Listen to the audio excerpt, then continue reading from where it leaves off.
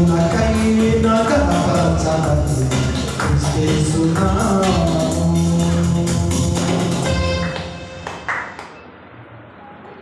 Praise the lord.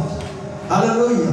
ప్రాముఖ్యమైన మాటలు పోయినటువంటి ఆదివారం రోజు మీరు వినడానికి ప్రభు సహాయం చేస్తూ వచ్చారు.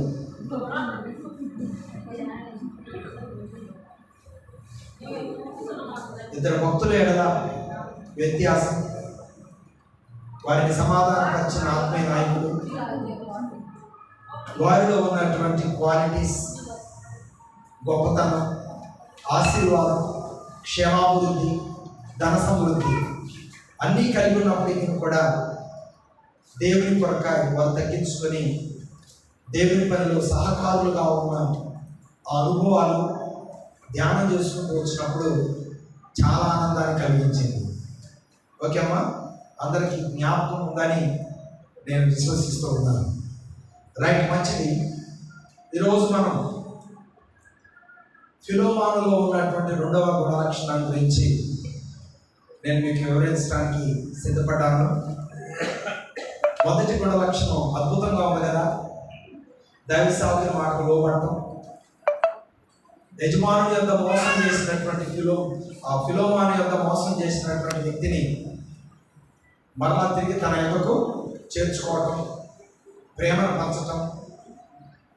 ఒకప్పుడు అతను నీకు నాకు ఇద్దరికి నిష్ప్రయోజకుడు, ఇప్పుడైతే నీకును నాకును అతడు ప్రయోజకుడు అని చెప్పి ఆ శిష్యుల గురించి ప్రోత్సహించి లేఖ ద్వారా ఫిలోమానుకు ఇన్ఫర్మేషన్ ఇవ్వటం, ఆత్మీయ తండ్రి ఇచ్చిన సాక్ష్యాన్ని బట్టి, ప్రక్కనున్న దైవ సేవకుని బట్టి ఎంతగానో ప్రేమ చూపించి వీళ్ళరా ఒక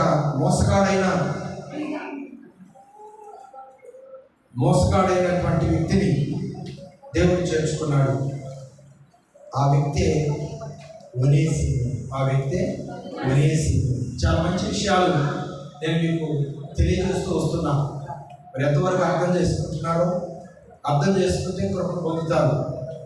వాక్య జ్ఞానంలో మీరు ఇంకా బలవంతులుగా నిలిచి ఉంటారని కూడా ప్రభు పేట నేను తెలియజేస్తున్నాను. మరి 2వ మాటలో ఆయనకున్నటువంటి కొన్ని గుణ లక్షణాలు నేను మీకు జ్ఞాపకం చేయాలని ఆశ కలిగి ఉన్నాను. ఫిలోమాను రాసిన పత్రిక 1వ అధ్యాయం 7వ వచనంలో దాయబడి ఉన్నటువంటి కొన్ని మాటలు ఈ సమయంలో నేను మీకు చూపిస్తున్నాను. జాగ్రత్తగా ఈ మాటలు మీరు అర్థం చేసుకుంటే చాలా మంచి విషయాలు ఈరోజు మీరు నేర్చుకుంటారు. సహోదరుడా, పరిశుద్ధుల హృదయములు నీ మూలముగా విశ్రాంతి పొందినందున నీ ప్రేమను బట్టి విశేషమైన ఆనందమును ఆదరణయు కలిగెను. కావున ఉత్తమైన దానిని